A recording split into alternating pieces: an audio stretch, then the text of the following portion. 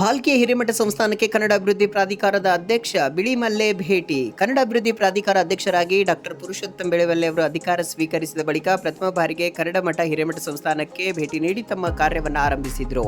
ಶ್ರೀಮಠದ ಆವರಣದಲ್ಲಿ ಗುರುಪ್ರಸಾದ ಪ್ರಾಥಮಿಕ ಮತ್ತು ಪ್ರೌಢಶಾಲೆಗೆ ಭೇಟಿ ನೀಡಿದ ಅವರು ಪೀಠಾಧಿಪತಿ ಗುರುಬಸವ ಪಟ್ಟದೇವರಿಂದ ಆಶೀರ್ವಾದ ಪಡೆದು ಮಕ್ಕಳೊಂದಿಗೆ ಸಂವಾದ ನಡೆಸಿದರು. ನಂತರ ಚನ್ನಬಸವಾಶ್ರಮ ಪರಿಸರದಲ್ಲಿನ ಡಾಕ್ಟರ್ ಚನ್ನಬಸವ ಪಟ್ಟದೇವರ ಗದ್ದುಗೆ ದರ್ಶನ ಪಡೆದು ಬಳಿಕ ಅವರು ಮಾತನಾಡಿದರು. ಗಡಿಯಲ್ಲಿ ಡಾಕ್ಟರ್ ಚನ್ನಬಸವ ಪಟ್ಟದೇವರು ತಮ್ಮ ಜೀವಿತಾವಧಿಯಲ್ಲಿ ಬಸವತತ್ವ ಪ್ರಚಾರ ಪ್ರಸಾರದ ಜೊತೆಗೆ ಕನ್ನಡ ಕಟ್ಟುವ ಕೆಲಸ ಮಾಡಿದ್ದಾರೆ. ನಿಜಾಮನ ಆಳ್ವಿಕೆ ಸಂದರ್ಭದಲ್ಲಿ ಹೊರಗಡೆ ಉರ್ದುನಾಮ ಫಲಕ ಹಾಕಿ ಒಳಗಡೆ ಕನ್ನಡ ಕಲಿಸಿದ ಶ್ರೇಯಸ್ಸು ಡಾಕ್ಟರ್ ಚನ್ನಬಸವ ಪಟ್ಟದೇವರಿಗೆ ಸಲ್ತದೆ. ಹಾಗಾಗಿ ಪಟ್ಟದೇವರ ಕನ್ನಡ ಮೇಲಿನ ಪ್ರೀತಿ ನನಗೆ ಸದಾಕಾಲ ಪ್ರೇರಕ ಶಕ್ತಿಯಾಗಿ ನಿಲ್ತದೆ. ಆ ಕಾರಣಕ್ಕಾಗಿಯೇ ಪ್ರಾಧಿಕಾರದ ಅಧ್ಯಕ್ಷನಾಗಿ ಅಧಿಕಾರ ವಹಿಸುತ್ತಲೇ ಮೊದಲಿಗೆ ಗಡಿ ಭಾಗದ ಕನ್ನಡ ಶ್ರೀಮಠಕ್ಕೆ ಭೇಟಿ ನೀಡಿ ಕನ್ನಡದ ಚಟುವಟಿಕೆಗಳನ್ನು ಪ್ರಾರಂಭಿಸುತ್ತಿದ್ದೇನೆ. ವಿದ್ಯಾರ್ಥಿಗಳು ತಾಯಿ ನುಡಿ ಕನ್ನಡ ಭಾಷೆನೇ ಎಂದಿಗೂ ಮರೆಯಬಾರದು. ಅನ್ಯ ಭಾಷೆ ಕಲಿಕೆಗೆ ನಮ್ಮ ವಿರೋಧವಿಲ್ಲ, ಆದರೆ ಕನ್ನಡವನ್ನ ಮಾತೃಭಾಷೆಯನ್ನಾಗಿ ಸ್ವೀಕರಿಸಿ ತಮ್ಮ ಭಾಷೆಯ ಶ್ರೀಮಂತಿಕೆಯನ್ನ ಹೆಚ್ಚಿಸುವ ಕೆಲಸ ಮಾಡಬೇಕೆಂದು ಸಲಹೆ ನೀಡಿದರು. ಸಾನ್ನಿಧ್ಯ ವಹಿಸಿದ ಪೀಠಾಧಿಪತಿ ಗುರುಬಸವ ಪಟ್ಟದೇವರು ಮಾತನಾಡಿ, ಶ್ರೀಮಠದ ಹಿರಿಮೆ ಗರಿಮೆ ಹೆಚ್ಚಿಸಿದ ಕೀರ್ತಿ ಡಾಕ್ಟರ್ ಚನ್ನಬಸವ ಪಟ್ಟದೇವರು ಡಾಕ್ಟರ್ ಬಸವಲಿಂಗ ಪಟ್ಟದೇವರಿಗೆ ಸಲ್ತದೆ. ಗಡಿ ಭಾಗವನ್ನ ಕನ್ನಡ ನೆಲದಲ್ಲಿ ಉಳಿಸುವಲ್ಲಿ ಭಾಷೆ ರಕ್ಷಣೆಯಲ್ಲಿ ಪೂಜ್ಯರ ಕೊಡುಗೆ ಶ್ರೇಷ್ಠ ಎಂದು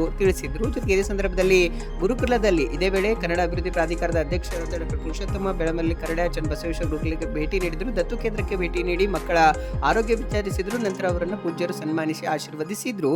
ಈ ಸಂದರ್ಭದಲ್ಲಿ ಕನ್ನಡ ಅಭಿವೃದ್ಧಿ ಪ್ರಾಧಿಕಾರ ಕಾರ್ಯದರ್ಶಿ ಸಂತೋಷ್ ಹಾನ್ಗಲ್, ಸಾರ್ವಜನಿಕ ಶಿಕ್ಷಣ ಇಲಾಖೆ ಉಪನಿರ್ದೇಶಕ ಸಲೀಂ ಪಾಷಾ, ಕನ್ನಡ ಮತ್ತು ಸಾಂಸ್ಕೃತಿಕ ಇಲಾಖೆಯ ಸಹಾಯಕ ನಿರ್ದೇಶಕ ಸಿದ್ದರಾಮ್ ಸಿಂಧೆ, ಕ್ಷೇತ್ರ ಶಿಕ್ಷಣಾಧಿಕಾರಿ ಮನೋಹರ್ ಹೋಳ್ಕರ್, ಸಹದೇವ್ ನೀಲ್ಕಂಠ, ಮುಖ್ಯ ಗುರುಗಳಾದಂಥ ಬಾಬು ಬೆಲ್ದರ್, ಸವಿತಾ ಭೂರೆ ಸೇರಿದಂತೆ ಹಲವರು ಇದ್ದರು.